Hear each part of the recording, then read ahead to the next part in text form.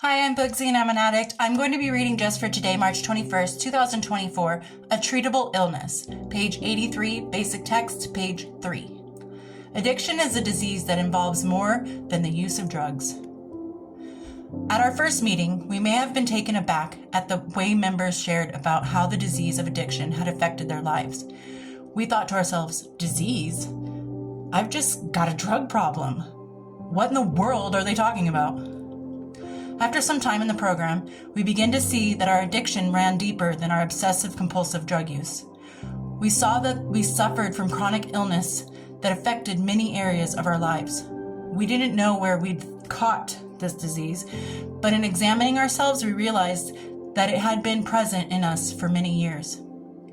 Just as the disease of addiction affects every area of our lives, so does the NA program. We attend our first meeting with all the symptoms present: a spiritual void, the emotional agony, the powerlessness, the unimaginability. Treating our illness involves much more than mere abstinence. We use the 12 steps, and though they don't cure our illness, they do begin to heal us. And as we recover, we experience the gift of life. Just for today, I will treat my illness with the 12 steps. Have you ever heard somebody say, I have an addictive personality? And for us, we can be like, oh yeah, I know that one. But I've heard people say that they didn't start using drugs because they have an addictive personality. They're addicted to cigarettes. They're addicted to tattoos. They're addicted to maybe shopping too much. And though those things aren't something that can literally kill you with an overdose or the wrong mix of drugs, they are addictions. And I know that I have an addictive personality, and I know that it can be genetic. It can be something that you're born with, knowing, like if your parents were addicts or have addictive personalities. We were predisposed to having addictive personalities, and the fact that we started using even just once really proved that we were in trouble from the start when we exposed ourselves to drugs or alcohol. And I think it is something that we should keep in mind, that we had the disease, unfortunately, in us before we even took our first hit or our first drink. And because of how our brains are wired, it just stuck, and we couldn't get out of it. And it is a disease because our brain starts to recreate the way that it operates with drugs. For instance, I did meth. So my brain decided we no longer need serotonin or dopamine because we're going to get it from somewhere else. And lo and behold, I took another hit and my brain was like, yep, there it is. Shut down production, boys. And thus, my brain needed drugs to survive, or so it thought.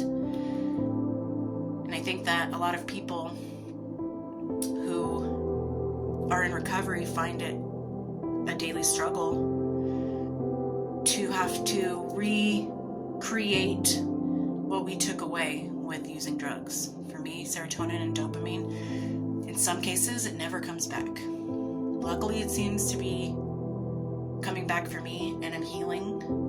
There are some days where I literally am just sitting there with no reward center firing at all. I just be like,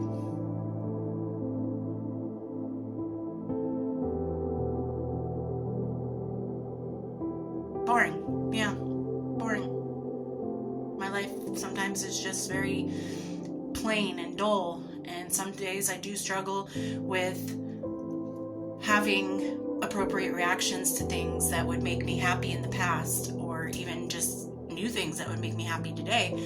But I am pushing through, and I am discovering ways to recreate that happiness that drugs stole from me, that I gave away in exchange for drugs. So it is kind of a scary thing to hear it as a disease. But just like most diseases, not all, most diseases, it's treatable. Are we ever going to be cured of this disease? Unfortunately, no. We can be in remission of the disease, which is recovery. But there's a reason why at the beginning of every meeting and every video I do, I say, "Hi, I'm Bugsy and I'm an addict."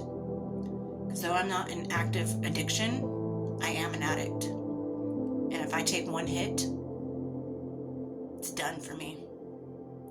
I will have to struggle and fight to get back to recovery, just like I did before. And I don't know if it's going to be easier the next time or harder the next time. So I make damn sure that there is no next time. This is it for me. And though I can't tell you what's going to happen tomorrow, next week, next month, next year, in my heart, I tell myself, this is it for me. I live in recovery for the rest of my life, and I never even test fate by trying. Maybe one hit will be okay. Never, never, never will I do that, to the best of my knowledge. Like I said, there are people out there who are 28 years sober that came in for their welcome chip because they relapsed. So we have a disease that is treatable, but it's up to us to maintain the recovery side of it because it's not curable.